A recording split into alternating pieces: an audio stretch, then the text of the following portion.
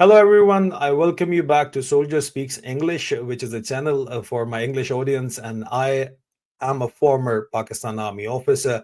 I was a major at the time, and I was a serving officer at the time once Osama bin Laden was captured and killed in right next to the Pakistan Military Academy, from where I had taken commission in 1999. And with me is Captain Syed Hazar Raza Mehdi, and he had taken commission from the same academy, the Pakistan Military Academy. He's a former Pakistan Army officer and a dissident journalist, just like me. So I would like Captain Syed Haider Raza Mehdi, I would like to welcome him. And I would like, Sir Haider, I would like you to introduce yourself briefly to our English-speaking audience, please. Assalamu alaikum, Adil. Thank you very much. A former captain, because since I had resigned my service and I resigned my commission, so I never used the rank of captain. But unlike you, you got your pension, so you can use that rank. And also, Adil, people should know that you and I both have been convicted by a kangaroo sham field general court martial, and both have been given very long terms of imprisonment, which is called rigorous imprisonment. You I think received 14 years. I've received 12 years. Our passports have been confiscated. Our properties, our bank accounts have been sealed. We are persona non grata, and there have been assassination attempts against you, against me, very significant.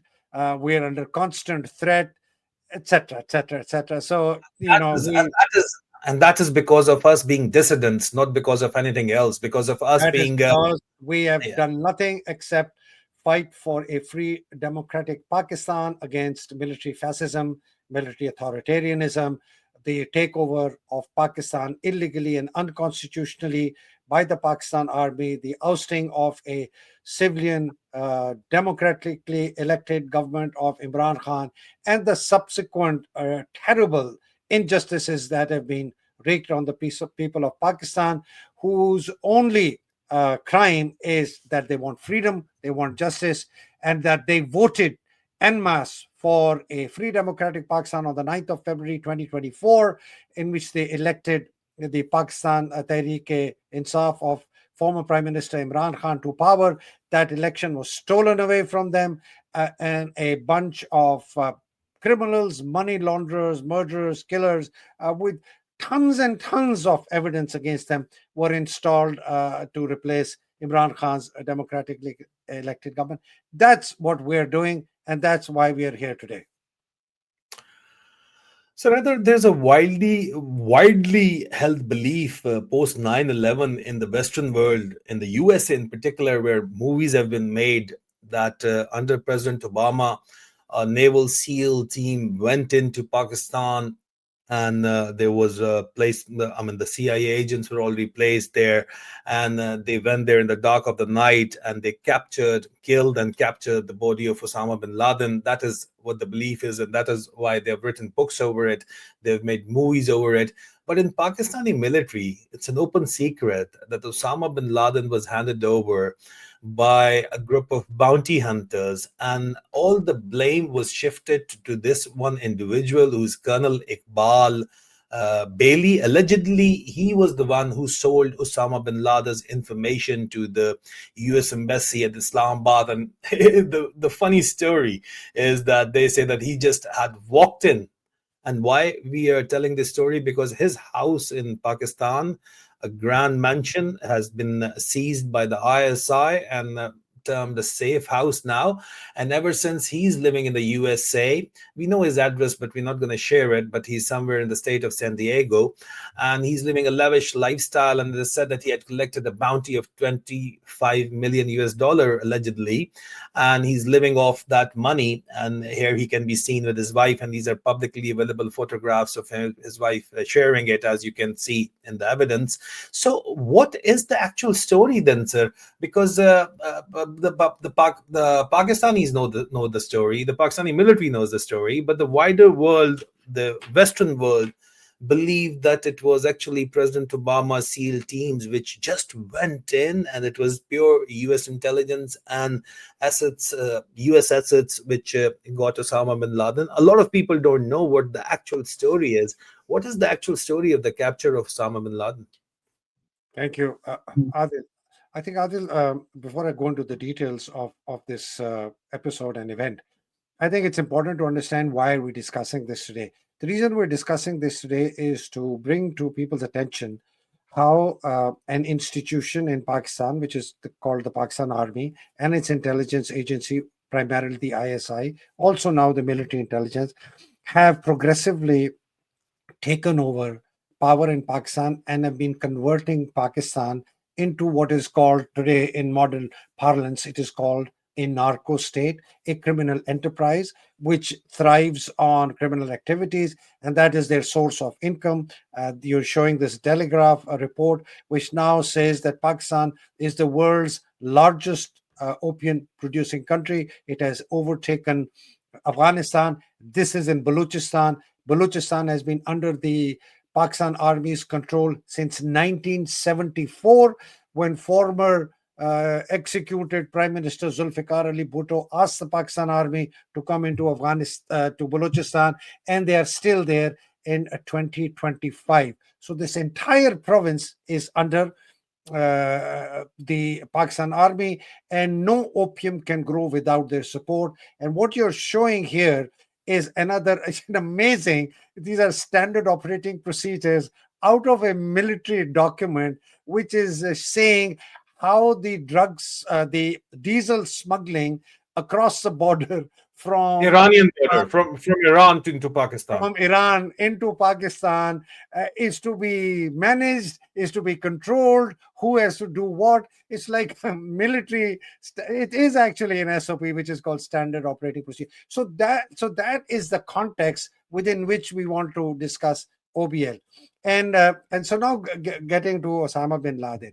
Adil, I can narrate one incident about this conversion to narco state, because in the 12 years under Zia, when we got involved in the Afghan civil war, and there was this massive wave of terrorism and the drug infested economy of Afghanistan, and then the 9 years of Musharraf, in which we fought the so-called war on terror on behalf of India, again drug infested, terrorist laden environment in Pakistan, completely changed the complexion of the armed forces of Pakistan, the amount of money that they were exposed to, undocumented money that was literally brought in bags, funded in the early days from Zia's time by Saudi Arabia, and actively promoted by the US, who called all these people, now they called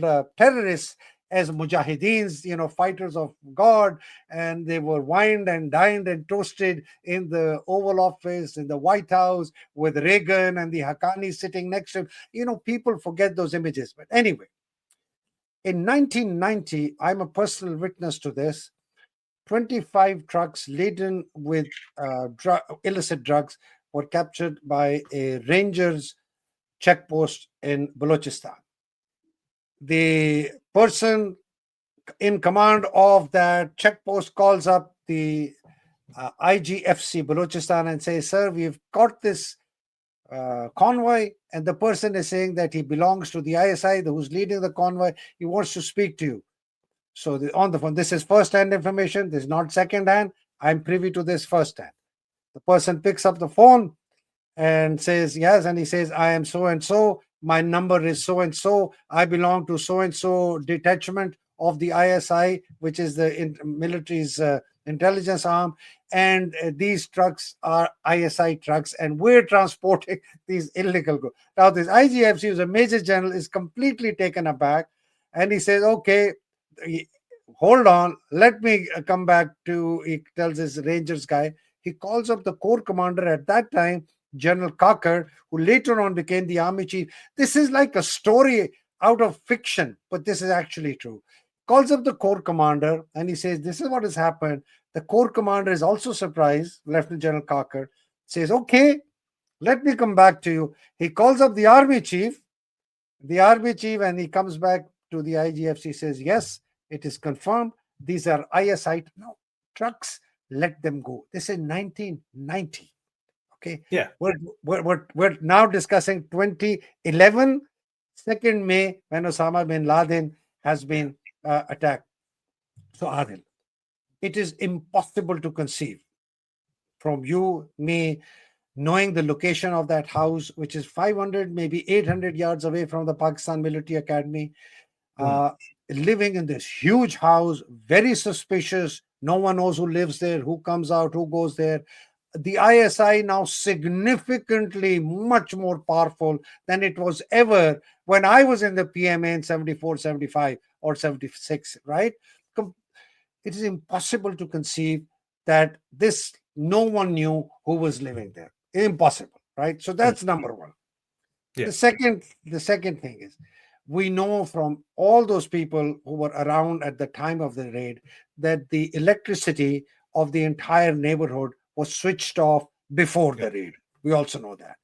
The third thing we also know is that the local police came into that area, told the residents, announced that there's going to be a military exercise. You may hear some firing, nothing to worry about. Remain in your houses. The fourth thing, when the raid happened and people were approaching the house, there was a police cordon around that saying, no, don't worry, this is just a military exercise, go back to your homes. So, what does this tell you? That at least the local administration had been told, they probably weren't told this is Osama bin Laden, but they had been told by somebody, and that by somebody has to be the ISI and the Pakistan army, that this is going to happen. Something is going to happen. It's going to be some military exercise. So keep the people away. The lights are going to be switched off to facilitate the helicopters landing. Very conveniently, all the Air Force radars at that time were switched off. So the helicopters came in undetected. So this is what we know of the incident on the day it is happening. Now, what is the involvement of this gentleman called Colonel Iqbal, and who's known by a kind of a nickname, Bailey? Iqbal, they converted to Bali, and from Bali into Bailey. He lives in affluence, great affluence in California. We all know that. I've spoken to people who are very, very close to him. I've spoken to him who are people who are closely related to him. I've spoken to the highest level officers in the Pakistan Army, including General Kiani, on this issue. I've spoken to people who uh, were senior officers at the time this happened. My conclusion, based on what I know, based on what publicly information is, that this gentleman was provided the information from within the army and the ISI to leak this information to the Americans to get the bounty of $25 million that was on Osama bin Laden's head, which the Americans had announced. This money was distributed. Not only did he get it, but many others got it. I don't know to what level, for sure. I do not have evidence, but the circumstantial evidence tells me that Osama bin Laden's residence for 5.5 years, starting from the time when Musharraf was president, and also fully in control of everything that was going on in Pakistan. I cannot imagine that a rogue group unknown to General Musharraf, unknown to General Kiani, who was then ISI, DG ISI, later on became vice chief under General Musharraf, later on became army chief, stayed on as army chief, and then had an ISI chief under him called Ahmad Shuja Pasha, Lieutenant General. It is impossible to conceive that these people were so stupid, they were so ignorant, they were so incapable, they were so inefficient, they were so incompetent that they did not know that Osama bin Laden was residing a few hundred yards away from Pakistan's premier military academy, Pakistan Military Academy, and he was there by supported by as the story they want to promote to absolve themselves of their responsibility. It may have been a rogue group within the ISI, a rogue group within the army who was doing this, and we didn't know anything about it. It's impossible, right? I mean, they know when a dog goes next to a tree branch and does his thing.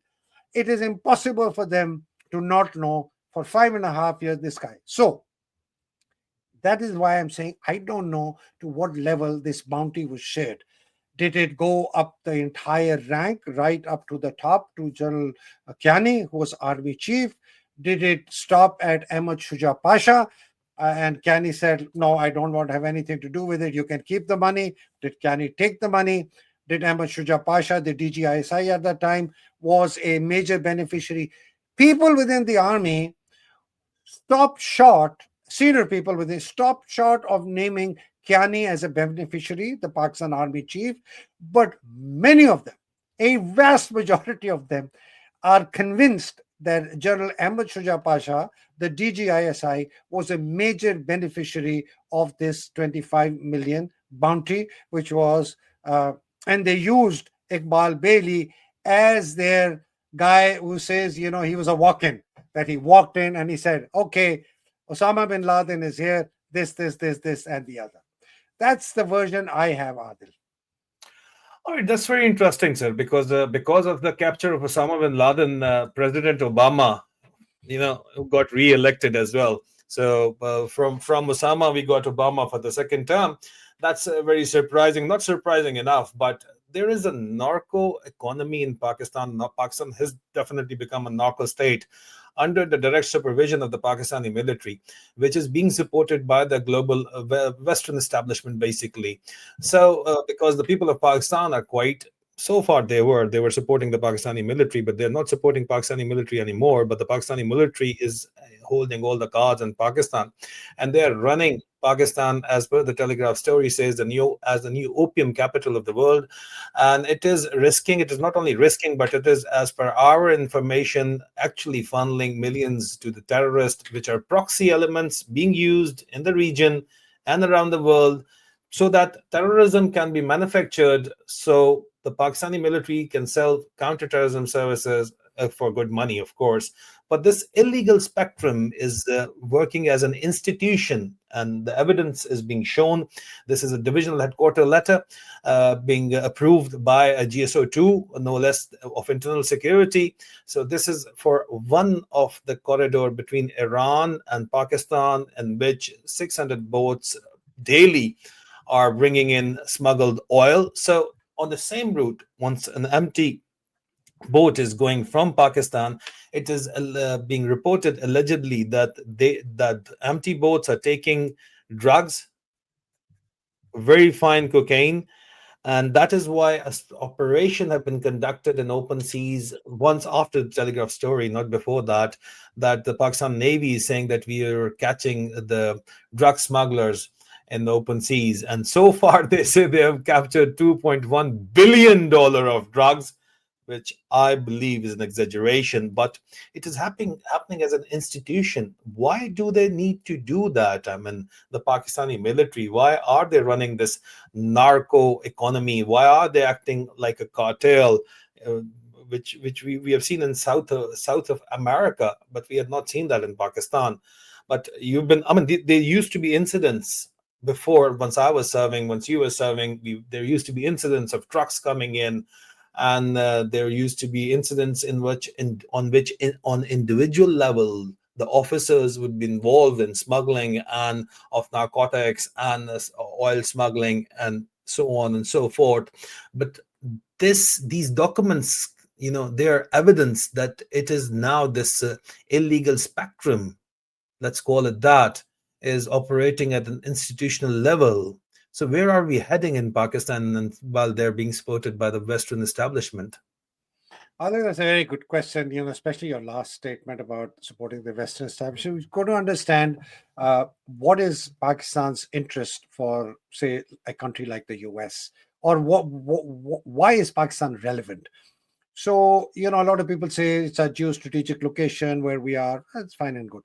I think the only relevance today for the US and the Western powers, mm, mm, including Israel and India, is that we are a nuclear armed state. That's the headline, and that's the bottom line.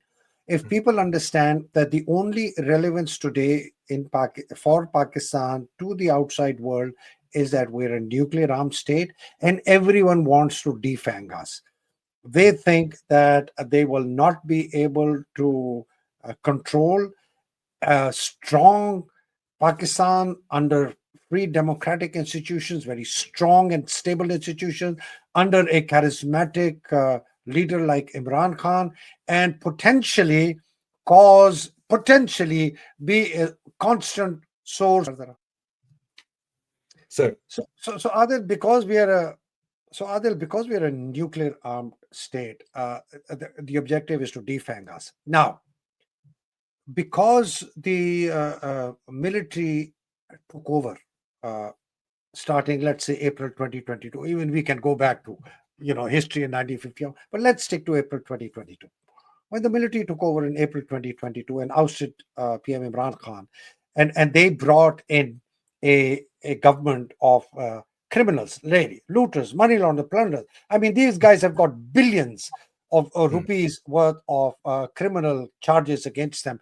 The current prime minister was supposed to be indicted the day, 2 days after Imran Khan's government was removed. I mean, if Imran Khan's government had not been removed, this person was actually going to be indicted on money laundering charges for money laundering the equivalent of 21 or 22 billion rupees. I mean, these are not small amounts. And they were brought in at the behest and under the instructions of the US. They said, if you remove Imran Khan, everything will be forgiven. But if he stays on, then there'll be problems. So why would the Americans, who are the hall bearers of democracy in the world, why would they tell the Pakistan Army general at that time, General Bajwa, to remove the government of Imran Khan and bring in a kind of an authoritarian military regime? Why?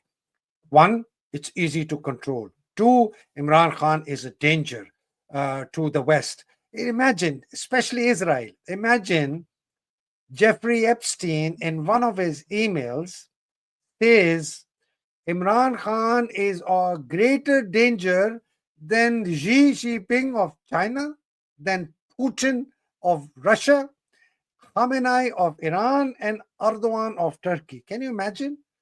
This was the threat, not because he was a warmonger. No. Why? Because he was an extremely powerful, charismatic leader, not just for Pakistan, and would have made Pakistan into an extremely powerful, strong, but a peaceful country, not a warmongering country. And as a consequence, would have been a threat to the family run feudal regimes of Saudi Arabia, UAE, Qatar, to Israel, nuclear armed Pakistan, great people friendly national army, great judiciary, independent judiciary, politically very strong, economically very strong. That's now the word. So, what happens when you bring in authoritarianism and fascism in Pakistan?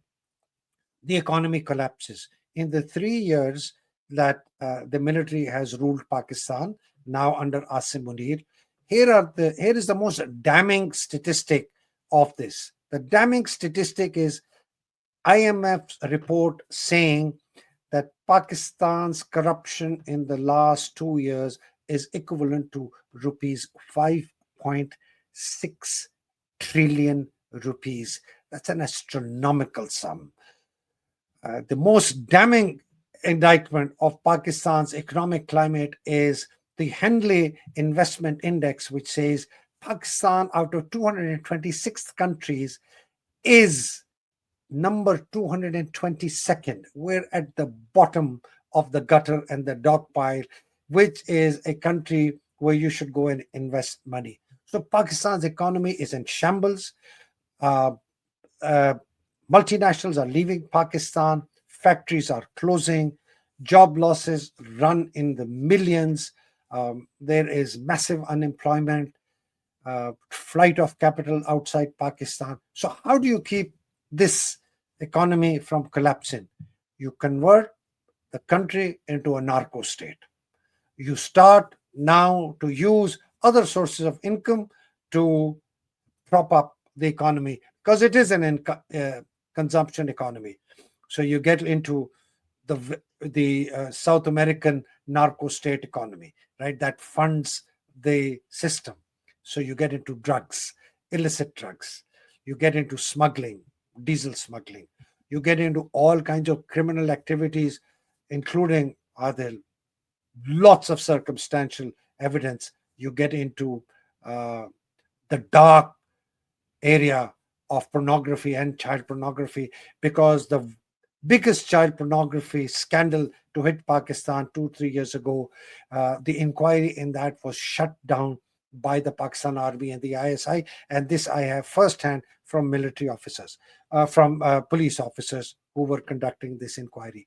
So now your entire economy is flooded by this illicit, narco-laden funding, and now you create little terrorist groups that support your objective. How do you think the Pakistan army is able to control the tens of thousands of hectares of opium that is being grown in Balochistan? Obviously, they don't have their own troops everywhere. They have where some are, but it's terrorist gangs, right? Who are Yeah. doing, and they are funding them, they are fueling them. So that's one part of why this has been happening. So the entire state of Pakistan is now being converted into a mafia like, into a South American drug cartel type, not just a, organization, into a state. Pakistan is quickly becoming a narco state. And why is America allowing this state to survive? Why is it allowing the IMF to keep giving Pakistan a lifeline? I think they're doing it to to to get to a level to keep Pakistan from collapsing right now because it has a nuclear arsenal. The Mm. day the US and the Western powers, backed by Israel and India, are able to defang Pakistan, and there's a whole other program we can do, and what are the ways they will be able to do that. But the day they are able to do that, and I think that day is not far, because Asim Munir, who's now become the chief of the defense forces and now has all the army and the navy and the air force under him, is now also the constitutional authority to appoint the head of the National Command Authority, which will oversee all nuclear assets and delivery systems and will be commanded by one man, Asim Munir. It will be very easy for the US to arm twist Asim Munir into giving up our nuclear arsenal, and he will do so willingly uh, to maintain himself in power. It is as simple. It's not a cloak and dagger stuff. It's just pure survival. So that's why we are allowed to completely uh, make ourselves into a criminal enterprise, which, by the way, US now, with the crocodile tears, talks about Venezuela. Venezuela is becoming a narco state. We're going to get rid of Maduro. This CDL or CDS or some organization is a narco organization which is funded by the Venezuelan state, which has links to every aspect of the Venezuelan army and the military and the police and their intelligence services. The exact, if you replace Maduro, if that is correct, which I don't think it is, but if that is correct, if you replace Maduro with Asim, you replace the CDL with the ISI, you have a cut and paste replica of a narco state, which you think Venezuela is in Pakistan.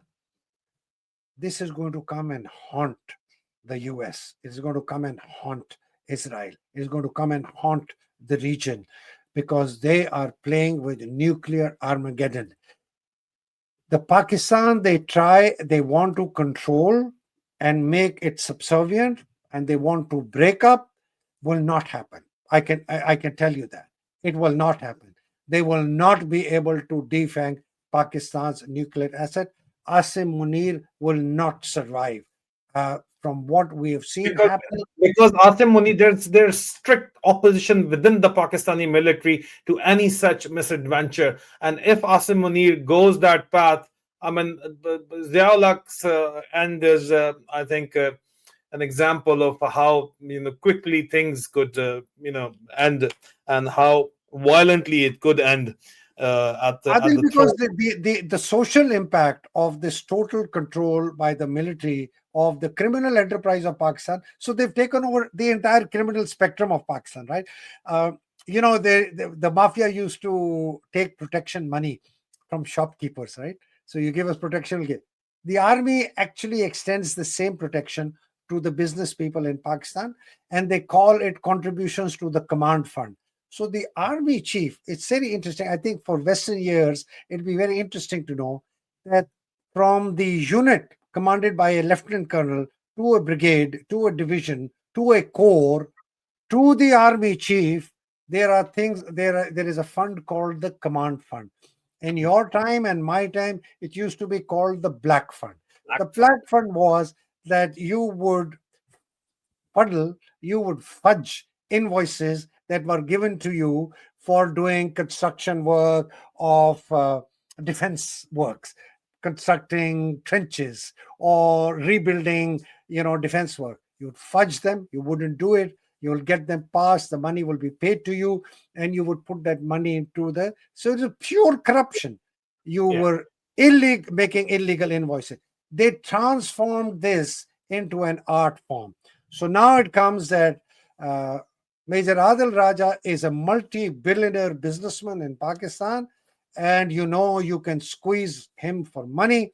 So I am the corps commander of Karachi, Lieutenant General. I come to Major Adil Raja, meet him in a social gathering, say, Major Adil Raja, you should contribute to the defense of Pakistan. You guys make so much money. We'd like you to give a contribution to our command fund for our shaheeds, for people who have laid their life for their country, for their families. And, for somebody like you, about 1 billion rupees would not be anything. Sure, sir, sure. And this guy gives that. What is this? This is protection money. You give me this money, I will make sure your business flourishes. I'll make sure no one bothers you.